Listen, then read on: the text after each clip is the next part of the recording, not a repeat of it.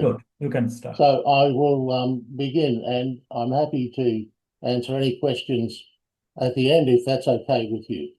Yeah, that's right. Yes. So you can finish, then we'll take some questions. A recent article in the American economic journal Microeconomics begins by restating the obvious. As legacy newspaper companies have steadily decreased their employment of journalists in recent years, there is growing concern about the industry's ability to produce high-quality information in the face of smaller newsrooms, fewer investigative reporters, and increased reliance on wire services. This is often blamed on the leakage of advertising revenue to tech platforms. However, evidence in this paper suggests the opposite. Whether or not there is the ability, we question the motivation of news publishers to produce high-quality information.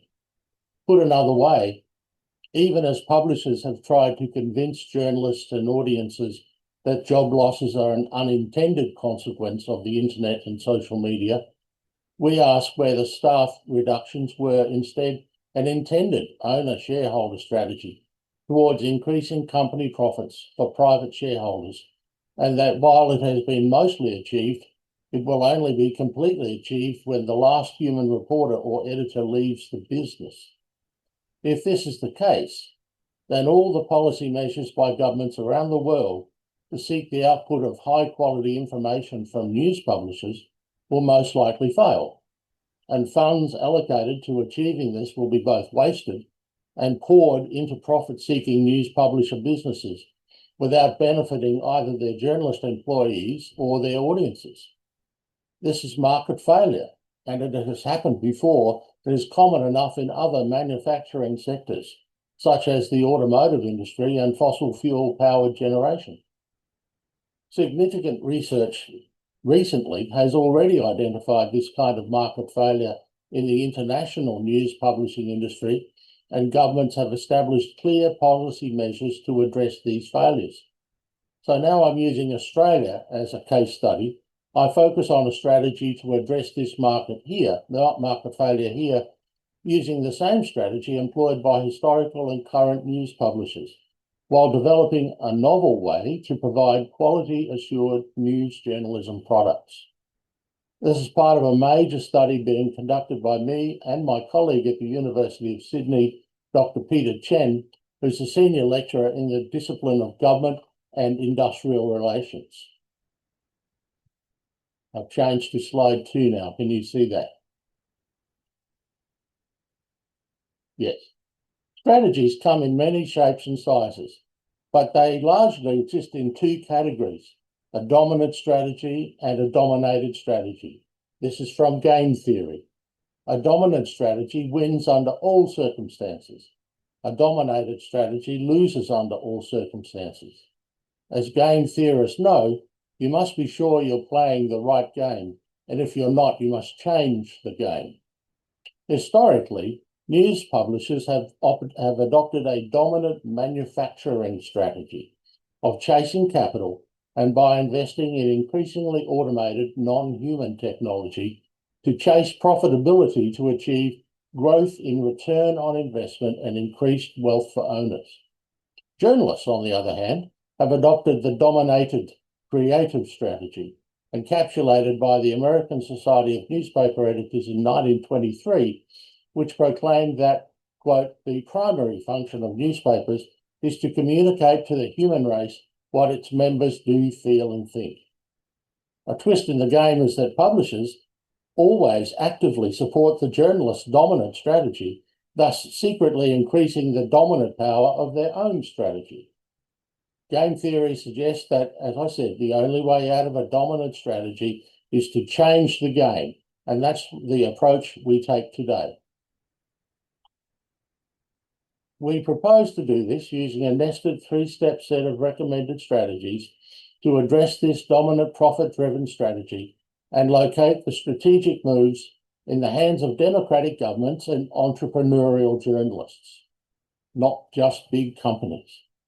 It involves a progressive rationale for deciphering, understanding, addressing, and reversing the market failure that's been identified, an existing national government policy cite for this rationale, and a clear pre-existing but reformed scaffolding for policymakers to use to address the stated results. First, let's have some history. Manufacturers, in the textile industries especially, had developed careful management systems long before the Gutenberg press emerged in 1455, allowing them to isolate, monitor, and control various cost and revenue centres for their businesses. The theoretical and practical foundations of what became known as cost accounting had already been acquired as early as the 14th century. Since then to the present, cost accounting has been one of the main tools of management control, and it's possible to trace attempts at calculating production costs in Italian firms from the Middle Ages, most frequently found in textile manufacture, which proved to be the ideal case study for the identification of individual cost centres. Back to printing. In addition to printing Bibles, which was a costly venture, the inventor Gutenberg worked as a jobbing printer in the book trade, and so he was acutely aware of the cost of labour, capital, materials, and inventory. Some centuries on, when the first weekly printed news serial was published in Strasbourg in 1605, it marked by one account the commercialisation of political information, which had been circulating as handwritten commercial newsletters for Europe's mercantile and political elite, composed by professional news writers, but laboriously by hand, just as monks copied biblical passages by hand. It represented an established, relatively low-risk market for printers to enter, and the injection of the mechanical press allowed printers to dramatically reduce unit cost per copy while maintaining the retail price. An early example of what we now call shrinkflation, charging the same but providing less. Even better if one can obtain the original announcement or article and print it verbatim without the intervention of writers and editors. We looked at a Venetian bookshop in the late 1500s, where there was an inventory of almost 12,000 books for sale, and it reflects the purposes and aims of the firm. Sell the right book to the right buyer at the right price. Book printers and traders, who became the periodical printers and then news publishers, faced and overcame similar challenges as today when they attempted to establish the right price, that is, a price capable of covering all the production factors, including overheads and profit, in a market which grew increasingly fierce in both the national and international spheres. Newspapers grew and evolved, and so did their special version of cost accounting. There's evidence of no fewer than 5 major textbooks at the turn of the 20th century to prove this point. One focused on factory labour in 1903, another setting out the practice of cost accounting in manufacturing generally in 1913, and then 3 textbooks aimed directly at newspaper accountants during the interwar period of the 1920s. By then, newspapers were such a major industry that their accountants had to formularise business tracking methods. These newspaper cost accounting editions provide evidence of how managers and their accountants really saw the newspaper production and distribution business. None of them mentions the word journalist.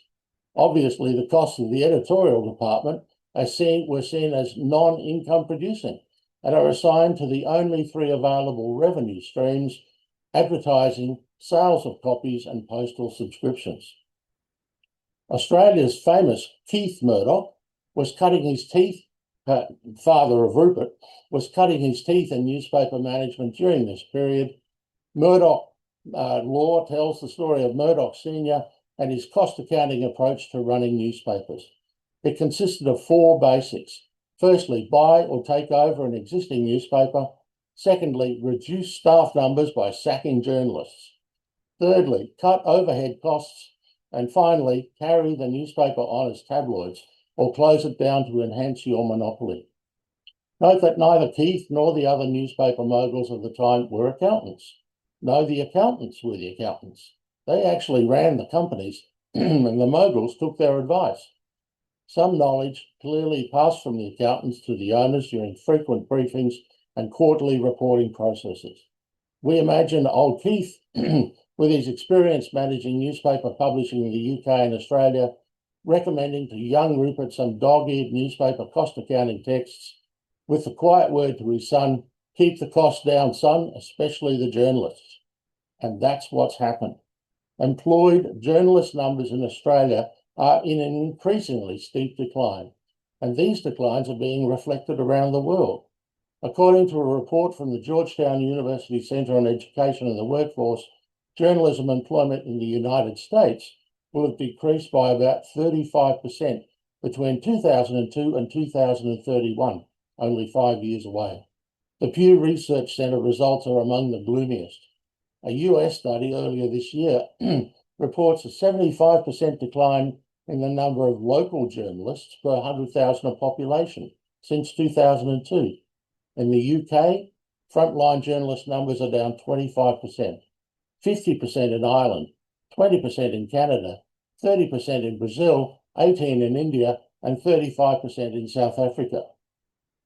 It's the social media platforms that have provided a textbook example of how to provide Prof, news I'm copy for sorry, free. your slides are not moving. That's okay. I'm reading from my Oh, script. okay. Sorry. The slides will be fine. Yeah. Social media has provided a textbook example of how to produce advertising content to carry out editorial content without paying for them. And the leading search and social media platforms are strip mining Australian user labour, user-generated content, and siphoning revenue to the value of $12.6 billion a year. This is what one researcher has called enshittification, the process by which publishing companies deliberately drive down content making, production and distribution costs theoretically to zero while maintain advertising revenue. And there's no guardrails.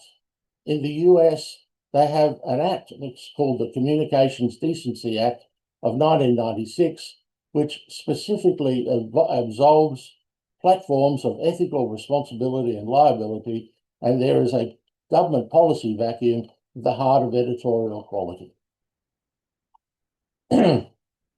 Rupert Murdoch's cost accounting methods have been well documented up to 1996.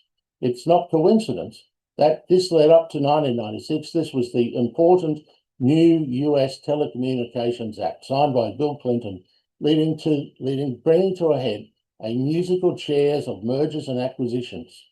We see newspaper companies lining up to amalgamate and buy into the tech platforms. So we've got those nine of the largest newspaper companies. And before long, News Corporation was involved as well. Until digital distribution became a practical reality 4 years later, editorial costs were typically about 25% of total cost of goods sold. However, when paper, ink, and trucking costs began to be reduced by this digital layout, perversely, the cost accounting of editorial increased to more than 33% at the same time as advertising revenue decreased. This put a larger target on the back of the editorial department.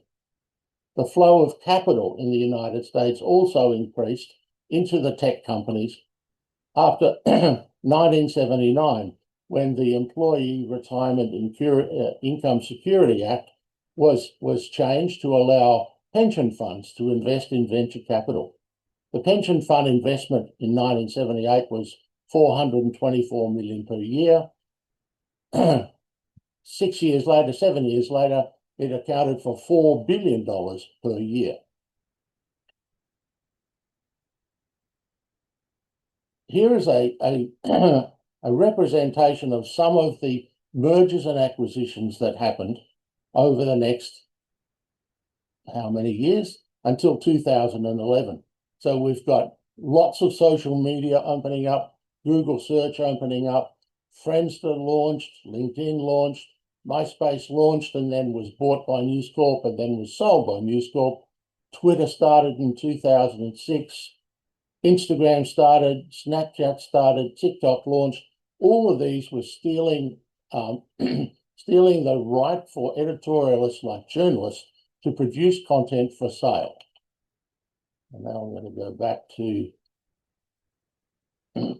the next slide, we are suggesting that we create a new Australian standard, something that's never been done before, of content production, sustainable publishing, and allow that to be developed into training programs which can be spread around Australia and attract government funding for employment of qualified journalists. This is what it would look like. This is something that can then be adopted around the world by different countries in their own cultural arrangements for journalism. The main thing is collaboration between all the stakeholders.